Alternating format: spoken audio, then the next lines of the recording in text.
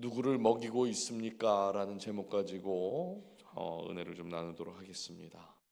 우리가 사람을 평가를 할 때에 저마다의 기준들을 다 가지고 있습니다. 이 공부를 잘하면 그 학생은 좋은 학생이라고 말하고, 또 직장에서 어떤 실적이 좋으면 아주 유능한 직원이라고 말을 합니다. 회사를 잘 운영하면 또 훌륭한 CEO라고 하지요. 사실 교회도 크게 다르지 않습니다. 이 설교 잘하면 좋은 목사라고 하고, 성도가 많으면 성장하는 교회라고 하고, 어떤 사역들이 굉장히 활발하면 그 교회는 또 건강한 교회라고 말을 해요. 뭐 이런 부분들이 완전히 틀렸다라고 말하는 건 아닙니다. 결국 우리가 어떤 것을 평가할 때 그 대부분의 능력, 어떤 성과를 기준으로 사람도 평가하고 어떤 직장이나 교회도 평가를 하게 된다는 것이죠. 그렇다면 여러분, 하나님은 어떤 평가의 기준을 가지고 계실까요? 오늘 본문을 보니까 우리의 생각을 완전히 이렇게 뒤집어 놓는 말씀을 하고 계세요. 에스겔서 34장은 하나님께서 이스라엘의 목자들에게 주시는 아주 무서운 말씀입니다. 2절을 보니까 이스라엘 목자들은 화 있을진저 그래요. 이 말은 원래 탄식하는 말이에요. 아이고 뭐 장례식 같은 데서 이렇게 탄식하는 말이었습니다. 슬픔을 이야기하는 말이었는데, 선지자들이 이 말을 이렇게 사용을 하면서 이 말이 하나님의 심판이 왔다, 이런 뜻이에요. 그러니까 너희들은 어쩌다가 여기까지 왔니? 이런 뜻입니다. 사실 에스겔서 25장부터 32장까지를 보면 그동안 하나님께서 이스라엘을 대적했던 그 이방 나라들을 이렇게 심판을 하신 거거든요. 그런데 왜 하나님 지금 이렇게 말씀하시는 걸까요? 그리고 하나님은 지금까지 이스라엘의 어떤 그 목자들에 대해서, 그들의 능력에 대해서 물으신 적이 없습니다. 말씀하시지 않아요. 나라를 얼마나 잘 다스렸는지, 양을 얼마나 잘 모았는지, 훌륭한 지도자였는지 이런 걸 묻지 않습니다. 근데 오늘 본문을 보니까 하나님께서 딱 한 가지를 보고 계셨다, 이렇게 말해요.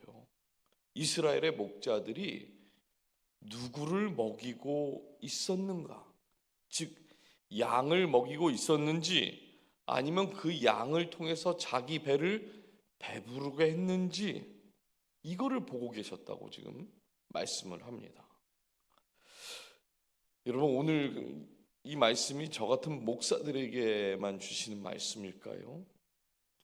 물론 저 같은 목회자들, 또 교회 리더들이 이 말씀 앞에 가장 먼저 서야 하는 것 맞습니다. 그러나 조금만 더 깊이 생각해 보면요, 하나님께서 우리 모두에게 주시는 말씀이라는 것을 우리가 깨닫게 됩니다. 첫 번째 교훈인데요, 하나님은 목자의 능력이 아니라 목양을 보시는 거예요. 목양. 능력이 아니라 목양을 보신다 합니다. 하나님께서 이스라엘의 목자들을 책망하시고 지금 심판하시겠다 하시는 이유는 그들의 능력 때문이 아닙니다. 능력이 없어서가 아니에요. 오히려 하나님은 능력은 문제 삼지도 않으십니다. 3절 한번 보실까요? 너희가 살찐 양을 잡아 그 기름을 먹으며 그 털을 입되 양떼는 먹이지 아니한도다. 여기서 이 먹이다라는 단어는 돌보다, 보살피다, 책임지다, 그리고 목양하다라는 뜻이 있습니다. 근데 흥미로운 건 지금 이 단어가 두 방향으로 지금 사용되고 있죠. 하나님께서 목자들에게 양을 먹이라고 말씀을 하셨는데, 지금 이스라엘의 목자들이 그 양을 먹이지 않고 누굴 먹이고 있어요? 자기 자신을 먹이고 있는 거예요. 바로 이것이 하나님께서 가장 심각하게 보고 있는 문제였습니다. 그러면 여기서 우리가 한 가지 질문을 하게 돼요. 여러분, 목양은 누가 하는 일이죠? 이 먹이다라는 말이 보살피다, 돌보다, 목양하다라는 뜻이 있다고 그랬잖아요. 그러면 이 목양은 누가 하는 일입니까? 예? 목자. 그래도 우리는 수준이 좀 높아요. 예. 목사님이 목양하는 거죠. 우리는 보통 이 목사들이 목양을 한다 이렇게 생각을 해요. 물론 여러분, 성도를 돌보고 신방하고 기도하고 말씀으로 양육하는 거, 이거 다 목양입니다. 이게 목양이 아니라는 게 아니에요. 근데 오늘 본문은 우리의 생각을 여기서 한 걸음 더 나아가서 넓혀주고 있는 겁니다. 목양이 목회자들만 하는 것이 아니라 하나님께서 사람을 맡기신 곳에는 언제나 그 안에 목양이 있다, 이걸 말씀하는 거예요. 왜냐하면 우리 모두에게 뭐 크던 작던지 간에 누군가를 우리에게 맡겨주셨기 때문입니다. 부모에게 자녀를 맡겨주셨죠. 교사가 되면 그 학생들을 맡은 겁니다. 또 직장에서는 함께 일하는 사람들을 맡겨주신 것이고, 교회에서는 서로를 잘 돌보고 보살피고 책임지고 목양하라고 맡기신 거예요. 그러니까 하나님께서 맡겨주신 사람을 돌보고 세우고 살리는 것, 이것이 바로 하나님께서 말씀하시는 목양입니다. 그러니까 이 목양이 목사만, 목회자들만 하는 것이 아닌 것이죠. 그러면 하나님께서 말씀하시는 이 구체적인 목양이 뭘까요? 4절 한번 읽어주실까요? 시작.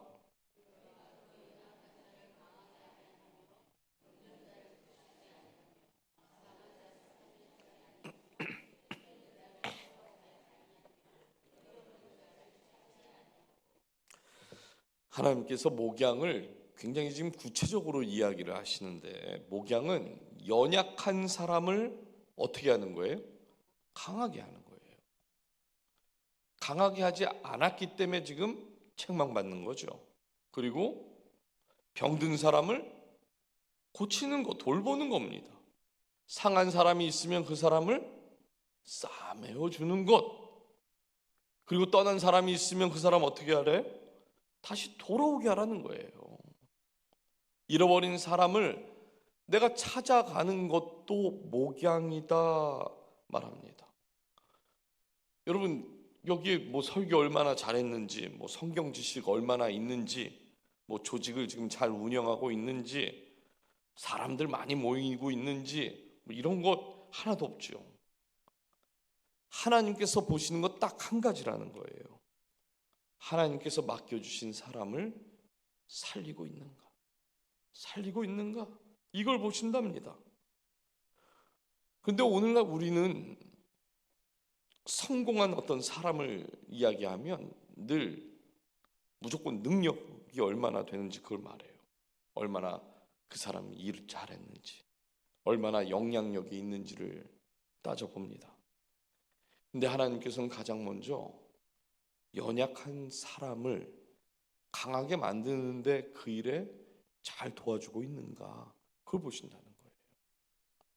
병든 사람 어떻게 돌보고 있는지, 상한 사람을 어떻게 품었는지, 넘어진 사람이 있다면 다시 그 사람을 일으켜주고 있는지, 이걸 물으시고, 이걸 목양이라고 하는 것이고, 이걸 잘못하면 화 있을진저 하셨다는 겁니다. 무섭죠. 여러분, 오늘 하나님께서 여러분에게 맡겨주신 사람이 누굽니까? 맡겨주신 그 사람 잘 살리고 먹이고 그렇게 잘 세워주고 계신가요? 이스라엘 목자들은 하나님 분명히 맡겨주신 양들이 있는데 그 양들을 먹이지 않은 거예요. 오히려 그 양들을 이용해서 자기 배를 계속 채웠기 때문에 심판을 받게 된 것입니다. 감사하게도 하나님은 내가 얼마나 많은 사람을 맡았는지 이건 물어보시지 않습니다. 오히려 맡겨주신 사람이 분명히 있는데 그 맡겨주신 그 사람은 어떻게 됐는가 하는 것이죠. 그러니까 많은 사람을 맡은 사람도 있을 겁니다. 뭐 그냥 몇 사람만 맡은 사람도 있을 거예요. 중요한 건 많으냐 적으냐가 아니라 맡겨주신 사람들 잘 살리고 세우고 돌보고 책임지고 보살피고 목양했는가 하는 것이죠. 그렇다면 하나님께서 자신에게 맡겨주신 그 양들을 먹이지 않고 자신을 배부르게 한 그 사람들을 구체적으로 어떻게 하셨다는 걸까요? 두 번째 교훈인데요, 하나님은 자기 배만 배부르게 했던 그 목자들을 반드시 멈추신다 하십니다. 7절 한번 보세요. 그러므로 목자들아 여호와의 말씀을 들을지어다 그래요. 여기서 이 그러므로라고 하는 말이 참 중요합니다.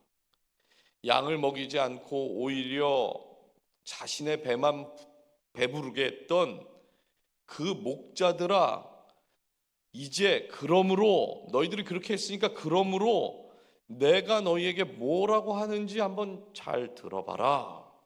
그러면서 8절에 이렇게 말하죠. 내 삶을 두고 맹세하나니, 주여의 말씀에 내가 나의 삶을 두고 맹세하노라. 내 양떼가 노략거리가 되고 모든 들짐승의 밥이 된 것은 목자가 없기 때문이라. 여러분 좀 이상하지 않습니까? 지금 계속 목자에 대해서 얘기하고 있었어요. 목자 화 있을진저 그랬어요. 근데 지금 목자가 없답니다. 있는데 왜 없다고 하시는 걸까요? 목자의 역할을 하지 않았기 때문에 그래요.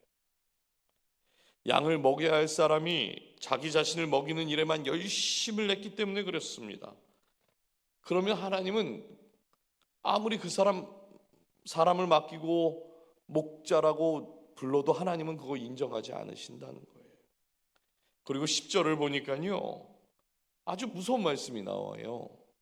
내가 목자들을 대적하여 그럽니다. 이거 정말 무서운 말씀 아니에요? 여러분, 세상에서 가장 두려운 일은 사람이 나를 대적하는 게 아닙니다. 어떤 큰 일이 그냥 생긴 게 그게 가장 두려운 게 아니에요. 하나님이 나를 대적하겠다고 말씀하시는 순간이 우리에게 가장 두려운 순간인 겁니다. 근데 하나님께서 당신이 선택한 그 이스라엘 목자들에게 왜 이렇게 강하게 말씀하시는 겁니까? 목자들의 실력이 부족해서인가요? 앞에서도 말씀드렸지만 하나님은 목자들의 능력은 아예 물어보지도 않으십니다. 이렇게 강하게 말씀하시는 이유는 연약한 목자들을, 그 사람들을 놓고 책망하시는 게 아니라 맡겨주신 양이 있는데 그 양을 이용해서 목자가 배부르면 그거 책망하는 거예요. 근데 여기서 우리가 한 가지 조심해야 할 것이 있어요. 오늘 지금 말씀을 듣다 보니까 머릿속으로 누군가가 막 떠오르고 막 그러지 않으세요? 맞아. 그런 놈이 하나 있지. 맞아. 책망받아야 돼. 뭐 이런 거 있습니다. 오늘 이 본문은 단순히 나쁜 목자를 찾아내라고 하는 그 말씀이 아니에요. 성경을 보셔서 아시겠지만 하나님께 크게 쓰임받았던 목자들도 넘어진 적이 얼마나 많습니까? 넘어져요. 여러분, 성경에 하나님 마음에 합하다고 했던 사람은 다윗밖에 없잖아요. 근데 그 다윗도 넘어집니다. 우리가 목자라고 생각하는 그 사람들, 사실은 다 그 사람들 뭡니까? 뭘까요? 그 사람들, 우리가 목자라고 생각하는 그 사람들 사실은 다 뭐예요? 네? 사람이죠. 또 뭘까요? 제가 오늘 설교가 길지 않아서 자꾸 이렇게 질질 끄는 거예요. 네. 다 양인 거예요. 우리가 말하는 그 목자라고 생각하는 그 사람들도 사실은 다 양인 겁니다. 여러분, 목자는 하나님의 은혜 없이 살 수 있는 겁니까? 하나님의 은혜 없이 살 수 없어요. 목자도 하나님의 돌보심이 필요하고 하나님께서 먹여주셔야지만 살 수 있는 겁니다. 그래서 우리가 이런 말 하잖아요. 목회자도 목사도 다 사람이라고. 근데 목회자만 그럽니까?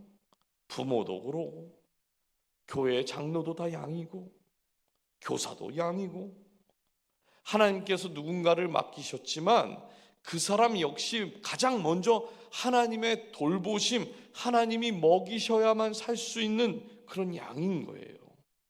그래서 우리 교회에 우리가 중보기도를 할 때, 합심기도할 때 늘 목회자들을 위해서 기도하고 교회 중직자들을 위해서 기도하는 이유가 바로 여기에 있는 겁니다. 그들이 먹어야 돼요. 그들이 먼저 돌보심을 받고 그들이 그 하나님의 보살핌과 은혜를 공급받아야지만 자신들에게 맡겨주신 그 양들을 그때서야 먹일 수가 있는 겁니다. 여러분, 제가 이 앞에서 설교를 잘하는 것도 매우 중요하지만 제가 하나님 앞에서 잘 엎드리고 하나님의 공급하심을 받는 그런 목사가 되도록 기도해 주셔야 돼요. 넘어지지 않도록. 화 있을진저 당하지 않으려면. 그렇죠. 사람들에게 인정받는 것 중요합니다. 그러나 그보다 더 중요한 건 내가 부모로서 교회 직분자로서 어떤 자리에 있든지 간에 하나님께 은혜를 먼저 공급받는 목자가 되어야 한다는 것이에요. 하나님께서 공급받지 못하는 목자는 하나님께서 맡기신 그 사람들 절대 먹일 수 없어요. 못 먹입니다. 그래서 이 말씀이 목회자들에게만 해당되는 말씀이 아니라고 했던 거예요. 여러분, 부모가 먼저 하나님 앞에 은혜 받지 못하는데 어떻게 자녀들에게 좋은 이야기를 할 수 있겠습니까?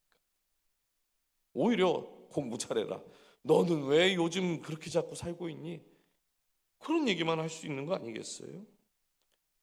우리 교사들이 하나님의 은혜를 온전히 공급받아야지만 우리가 그 자녀들을 온전히 맡기고 그 자녀들이 교사들을 통해서 좋은 양육을 받을 수 있는 겁니다. 장로도 권사도 목자도 먼저 우리 자신에게 물어야 할 질문은 나는 지금 하나님 앞에서 잘 공급을 받고 있는가 이거예요. 만약에 우리가 그 잘 공급을 받지 못하면 우리가 어떤 직분을 맡고 잘 먹이고 있다고 생각하고 착각할 수 있어요. 오늘 말씀은 어느 순간 뭐라는 거예요? 너가 누구를 잘 먹이는 것처럼 느낄 수 있지만 결국에는 누구를 먹이고 있는 게 아니라 그들을 이용해서 너 자신을 배부르게 할 거라고. 그걸 말씀하고 있는 겁니다. 그래서 여러분, 목자도 먼저 양이라는 사실을 잊어버리면 안 돼요. 아, 저기도 양, 저기도 양, 저기도 다 양입니다. 이 앞에 서 있는 저도 양인 거예요. 여기까지 말씀을 듣다 보면 한 가지 질문이 또 생겨요. 그러면 우리에게 완전한 목자는 없는 겁니까? 오늘 본문은 10절에서 끝이 나지만 이제 내일 본문인 11절을 보면 이렇게 말씀하여요. 주 여호와께서 이같이 말씀하셨느니라. 나 곧 내가 내 양을 찾고 찾되 그래요. 그리고 15절을 보면 내가 친히 내 양의 목자가 되어 그것들을 누워있게 할지라. 이렇게 또 선포를 합니다. 여러분, 이 말씀이 얼마나 놀라운 말씀인지 몰라요. 이스라엘 목자들이요 실패했습니다. 그러면 하나님께서 가장 쉬운 방법은 뭐냐면 다른 더 좋은 목자들을 보내시는 거예요. 실패했으면 그거 다 폐기 처분하고 더 좋은 목자들을 보내시면 되잖아요. 그런데 지금 하나님께서 내가 친히 목자가 되겠다, 하나님께서 직접 자기의 백성들을 돌보시겠다 약속을 합니다. 그리고 이 약속이 이 수백 년 뒤에 이 에스겔이 쓰여진 이 수백 년 뒤에 예수님을 통해서 이루어지죠. 요한복음 10장 11절에 이렇게 말씀을 합니다. 나는 선한 목자라. 선한 목자는 양들을 위하여 목숨을 버리거니와 그래요. 여러분, 이것이 세상의 모든 목자와 예수님, 우리의 진정한 목자 되시는 그 예수님의 가장 큰 차이가 여기에 있습니다. 세상의 목자들은 그들도 양이기 때문에 실수하는 거예요. 실패합니다. 넘어지고 무너지는 거 우리가 봐요. 근데 예수님은 자신을 내어주셔서 그 양을 살리시기 때문에 실패하지 않아요. 이 말은 우리에게 완전한 목자가 있다는 거예요, 없다는 거예요? 있다는 겁니다. 우리를 정말 먹이고 보살피고 책임지고 목양할 목자가 있다는 거예요. 사랑하는 여러분, 오늘 이 에스겔서의 말씀이 우리에게 분명히 누군가를 맡기셨다. 그 맡기신 그 누군가를 잘 먹이고 있는가 물어보셨습니다. 이 질문에 대해서 우리가 먼저 기억해야 할 것은 선한 목자 되시는 예수님께 우리가 공급받아야 된다. 우리에게 완전한 목자가 있고 그 완전한 목자를 통해서 우리가 먼저 공급을 받아야 돼요. 예수님께 그 은혜를 공급받은 사람이 하나님께서 맡기신 그 사람도 살릴 수 있는 거예요. 우리 모두가 다 부모죠. 부모가 은혜가 풍성해야 하는 겁니다. 부모에게 은혜가 없으면요, 자녀에게요 그 은혜도 내려주지 못하지만 부모가 풍성하지 못하니까 자녀들이 다 고등학교만 졸업하면 다 어디를 가요? 교회를 도망가는 거예요. 교회가 잘못 가르치는 게 아닙니다. 여러분, 교회에서 성경 말고 뭘 가르치겠어요? 자녀들에게 초등학교부터 다녔으면요 6년, 12년은 성경 배우고 나가는 거예요. 세상 거 가르쳐 주는 거 아니잖아요. 부모가 은혜를 받아야 되는 거예요. 부모가. 교회 직분도 다 마찬가지입니다. 장로님들 은혜 받으셔야 돼요. 권사님들이 은혜 받아야 합니다. 목자가 은혜 받지 못하는데 어떻게 목원들을 섬길 수 있겠어요? 선한 목자 되신 주님, 제가 책임을 회피하려고 하는 게 아니라 저 바라보지 마시고 우리에게 완전한 목자가 계세요. 이 말씀, 요즘 참 감사한 게 평일 새벽 예배 때 이제 막 12분, 13분씩 막 나오십니다. 제가 더 나오라고 말씀도 안 드렸는데 더 나오세요. 어제는 하도 기뻐갖고 커피도 내리고 새벽 예배 마치고 빵도 드리고. 아니, 그렇게 몇 명 더 나와도 제 마음이 그렇게 기쁘더라고요. 여러분, 다른 게 아니라 하나님의 말씀을 날마다 사모하는 것. 신방을 하다 보면 저한테 이런 이야기를 많이 하세요. 목사님, 매일 말씀이 우리 교회에 있어서 참 좋다. 매일 목사님들이 말씀 예배드리고 그 말씀 올려주셔서 우리가 새벽 때 그때 못 들어도 집에서 또 시간 날 때 보면서 말씀 묵상하게 된다고. 다른 게 아닙니다, 여러분. 하나님의 말씀을 가까이 하십시오. 그러면 선한 목자 되신 그 주님께서 우리에게 날마다 어제 살아갔던 그 은혜가 아니라 오늘 살아갈 그 은혜를 우리에게 부어주시는 거예요. 그 은혜를 받아야지만 우리도 우리에게 맡겨주신 그 영혼들 살리고 세우고 돌보고 약한 자를 강하게 하고 병든 자를 고치고 떠나간 사람이 있으면 다시 돌아오게 하고 잃어버린 사람을 찾아가는 그런 목자가 될 줄 믿습니다. 그 은혜로 하나님께서 맡겨주신 그 사람들을 살려내는 저와 여러분이 되기를 주님의 이름으로 축복합니다.